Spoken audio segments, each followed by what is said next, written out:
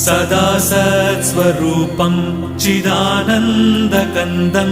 जगत्सम्भवस्थानसंहारहेतुं स्वभक्तेच्छया मानुषं दर्शयन्तं नमामीश्वरं सद्गुरुं साईनाथं नमामीश्वरं सद्गुरुं साईनाथं भवद्ध्वान्तविध्वंसमार्ताण्डमीड्यं मनोवागतीतं